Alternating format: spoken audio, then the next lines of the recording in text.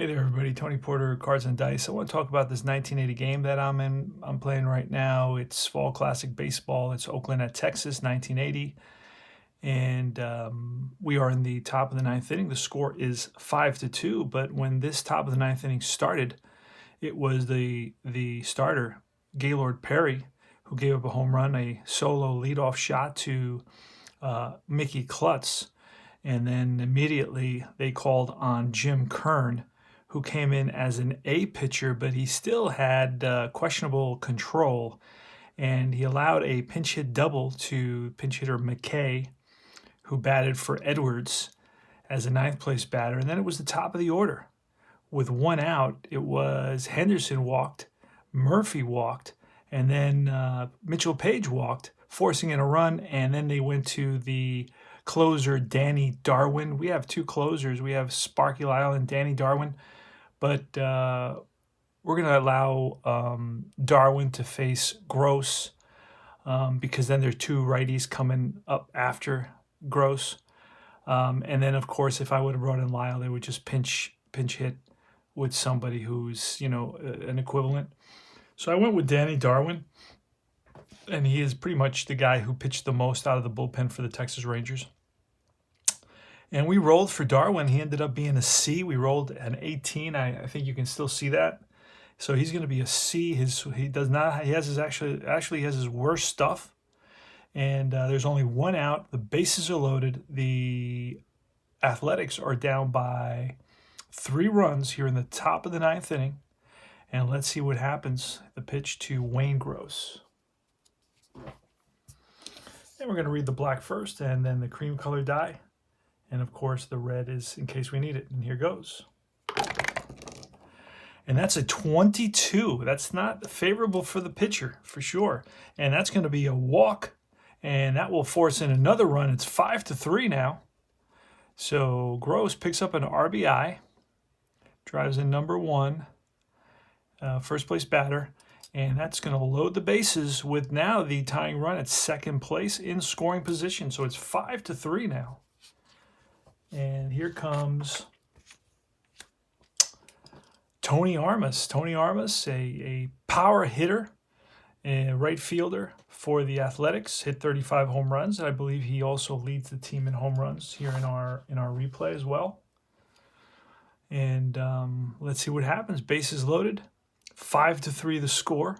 There's only one out. Infield is halfway, looking for the double play. And it's Danny Darwin pitching to Tony Armas. And that is a 54, which is a interesting result because that is a 54 chart result. So with men on base, it's a wild pitch or a pass ball. Refer to the pitcher's wild pitch rating, and if 6 falls within that range, runner advance. So the wild pitch rating for Darwin is going to be a 9. So it is going to be a wild pitch, and another run will score. It's 5-4, and that moves up both Gross and Page, and the winning run now is at second base. Well, the go-ahead run, because it is the top of the inning, the go-ahead run is in scoring position. So a wild pitch allows, let's see how we can fit that in there. It's pretty tight. A wild pitch allows Murphy to score, and it's a 5-4 ball game. So the A's have come up with, and we're going to check the pass ball. Sundberg, just in case, Jim Sundberg, pass ball rating, 1-4. Okay, so the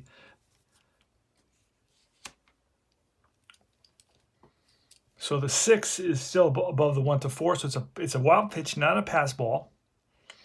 And Armas is still batting. Do we walk Armas and pitch to Newman? We're forced to bring in the infield in right now. So that's what we're going to do. We're going to intentionally walk Armas to load the bases. And we are going to bring in the infield. And we're going to pitch to Jeff Newman. Jeff Newman today is 0 for 4, so we're going to pitch to him. We're not going to pinch hit for Newman. We're going to let him bat as the Athletics manager and the league commissioner. I play dual roles. So here goes Danny Darwin pitching to Jeff Newman. So far, Darwin's allowed a RBI walk and, of course, the intentional walk. Infield's in, outfield's in. Let's see what happens. And that's going to be a 21. 21 on Newman is a strikeout. Big strikeout for Darwin. So the Athletics are down to their last out. It's going to be Mickey Klutz. Mickey Klutz today is 2 for 3 with a home run and a single. And he is up again with the bases with the bases loaded and the tying run 90 feet away. So Danny Darwin to Mickey Klutz. And here goes.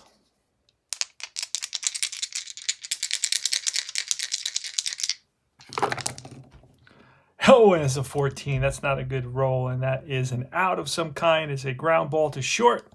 Up with it is Harrelson, and that retires the side. Ball game over. So the Athletics made it exciting. They picked up 4 runs in the top of the 9th on 2 hits and 5 walks. And they lose this game by a score of 5-4. How many hits for the Athletics? 1, 2, 3, 4, 5, 6. 6 hits for the Athletics. And the Rangers had 1, 2, 3, 4, 5, 6, 7, 8, 9, 10, 11. 11 hits for the Rangers. A lot of errors in this game. A ton of errors in this game. A total of 5 errors in this game. It's something unusual. I don't usually see that many errors. Home runs. This game saw a few home runs. Only 1 for the Athletics. It was Mickey Klutz. For the Rangers, there was a home run. Buddy Bell hit a 2-run homer in the 3rd inning. And later on, a solo shot by Al Oliver in the 5th inning. And Steve McCatty's going to take the loss. He just did not have his good stuff. Jones came in, pitched 1.1. So he went 6.2 and 1.1 for Jones. And 2 strikeouts for Jones with a hit. Actually, 3 strikeouts for Jones. And that's 10 hits for McCatty. So he did not have his best stuff. Even though he was a B pitcher, he still struggled. And there were a ton of errors. So the defense, the Athletics committed 3 errors. 1 by the second baseman, another 1 by the shortstop. And there should be 1 more here somewhere. And 2 by the shortstop. 2 by the shortstop, Guerrero. And 1 by the second baseman. It was Edwards. And that's about it. Ball game is over. So just a little taste of Fall Classic Baseball and how it plays. Tony Porter, Cards and Dice TV. See you guys later.